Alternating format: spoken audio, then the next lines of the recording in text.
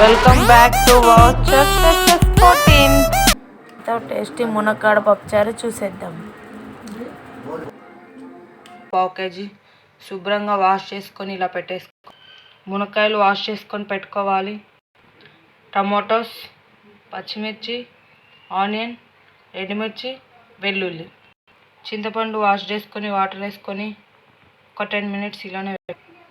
Onions, oil, కారం, గల్లుప్పు, పసుపు, పోపు దినుసులు, కొత్తిమీర, పుదీనా, కరివేపాకు. తయారు చేసుకునే విధానం చూద్దాం. ఇప్పుడు కుక్కర్ తీసుకొని కుక్కర్లో కందిపప్పు వేసుకుందాం వాటర్తో.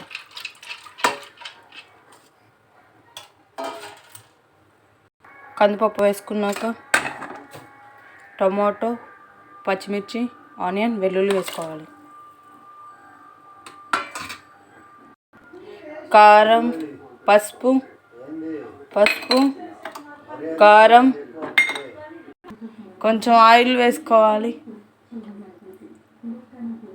కొన్ని 7 విజిల్స్ వచ్చిందాకా ఉంచుకుందాం. తర్వాత ఇంకో స్టవ్ పెట్టుకొని దాంట్లో ఒక ప్యాన్లో మునక్కాయలు వేసుకొని వాటర్ వేసుకొని ఉడకబెట్టుకుందాం. సరిపోయిన వాటర్ వేసుకోండి. కొంచెం దొడ్డుప్పు వేసుకుందాం. గల్లుప్పు వేసుకొని ఉడకబెట్టుకుందాం. ఉడికిందో లేదో చూసుకుందాం ఫ్రెండ్స్. ఉడికేసింది ఫ్రెండ్స్. ఇలా మెత్తగా అయినాక చింతపండును పిసికేసి వాటర్ ఇలా తీసుకోవాలి ఫ్రెండ్స్. ఎప్పుడు పప్పులో వేసుకుందాం ఫ్రెండ్స్ చింతపండు వాటర్. ఇలా వేసుకున్నాక ఇట్లా అనుకొని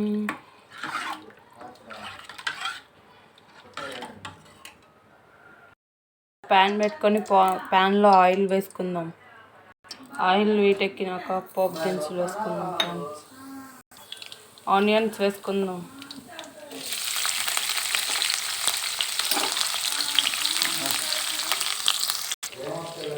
ఇప్పుడు ఎండుమిర్చి వేసుకుందాం. ఇప్పుడు వెల్లుల్లి వేసుకుందాం. కొత్తిమీర, పుదీనా, కరివేపాకు. ఇప్పుడు దీంట్లో మునక్కాడలు వేసుకుందాం. ఇప్పుడు ఈ పప్పు చారులో గ్యాస్ మీద పెట్టుకొని ఇప్పుడు ఈ మునక్కాడలు దీంట్లో వేసుకుందాం. పోపు కూడా ఇలా పోపు పెట్టేసుకున్నాక 5 minutes తెరలనిద్దాం ఫ్రెండ్స్. తెరలినాక చూసేద్దాం. పప్పుచారు అయిపోయినాయి ఫ్రెండ్స్. ఇక్కడ పప్పుచారు రెడీ అయిపోయినాయి ఫ్రెండ్స్. మీకు నచ్చినట్లయితే లైక్ చేయండి, షేర్ చేయండి, కామెంట్ చేయండి. ప్లీజ్ సబ్స్క్రైబ్ చేయండి. వీడియోని స్కిప్ చేయకుండా లాస్ట్ వరకు చూడండి friends. Thank you so much.